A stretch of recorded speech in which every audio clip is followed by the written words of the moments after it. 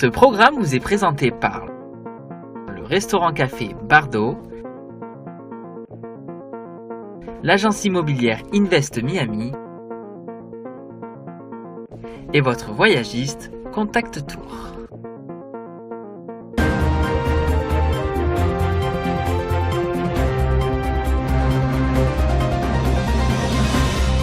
Bienvenue sur Bonjour America, je suis Audrey Mazins et vous présente l'actualité du jour. En Grande-Bretagne, la première ministre britannique Theresa May a tenté de désamorcer la fronde des députés conservateurs lors d'une réunion des Tories au Parlement, 4 jours après les élections législatives qui l'ont vu perdre sa majorité absolue à la Chambre des communes. Je vous ai mis dans ce pétrin, je vais vous en sortir, a assuré Theresa May aux députés qui l'avaient accueilli en frappant sur les tables pendant une trentaine de secondes en signe d'approbation. La première ministre se présentait dans une position fragilisée pour avoir convoqué des élections législatives anticipées et mené une campagne jugée désastreuse qui a abouti à la perte de sa majorité absolue.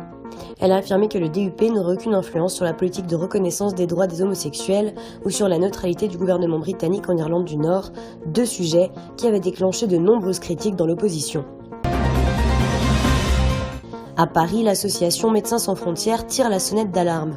Plus d'une centaine de cas de gale ont été recensés à proximité du centre d'accueil des réfugiés situé au nord de la capitale, et ce, malgré les efforts des professionnels de la santé. Dans les rues de Paris, la gale prolifère dangereusement au point d'inquiéter les associations humanitaires. Selon Bruno Morel, directeur général d'Emmaüs Solidarité, 157 personnes auraient été diagnostiquées depuis novembre 2016 par le service de santé du centre d'accueil de migrants de la Porte de la Chapelle, situé au nord de la capitale. De son côté, l'organisation non gouvernementale Médecins sans frontières a dénombré près de 164 autres cas parmi les milliers de réfugiés qui dorment dans la rue dans des conditions d'hygiène déplorables. Plusieurs dispositifs médicaux ont été mis en place pour venir en aide aux réfugiés atteints par cette maladie de peau. Continuons avec le Canada où la ministre fédérale de la Santé croit que l'épidémie de décès due aux opioïdes n'a pas atteint son point culminant et que le bilan s'alourdira encore avant que l'on puisse renverser la vapeur. Jeanne Philpott a fait cette sombre prédiction lors de la conférence nationale sur le leadership en santé qui se tient depuis lundi à Vancouver, métropole de la Colombie-Britannique. Cette province a été qualifiée d'épicentre du phénomène de santé publique avec ses 935 victimes l'an dernier sur un total de presque 2500 morts au pays. L'Agence de la santé publique du Canada révélait la semaine dernière qu'au moins 2458 personnes étaient mortes d'une surdose liée aux opioïdes en 2016. La ministre Philpott a cependant estimé que ce bilan demeure incomplet. En attendant, le gouvernement fédéral a approuvé jusqu'ici la mise en place de 12 sites d'injection supervisés au Canada, à Vancouver et à Surrey, en Colombie-Britannique, à Montréal et à Toronto. Santé Canada étudie 12 autres demandes. C'était une journée triste hier à Orlando.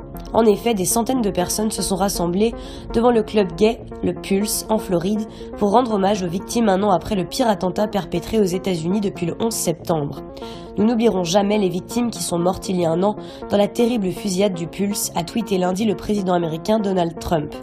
Le 12 juin 2016, l'Américain Omar Mateen a tué 49 personnes et en a blessé 58 autres dans la discothèque après avoir prêté allégeance au groupe État islamique. La police l'a abattu au bout de 3 heures.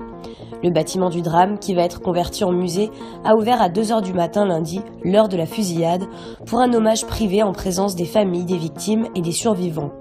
À l'extérieur, un mémorial improvisé a été érigé avec des drapeaux arc-en-ciel, des photos des victimes, des fleurs et des peluches.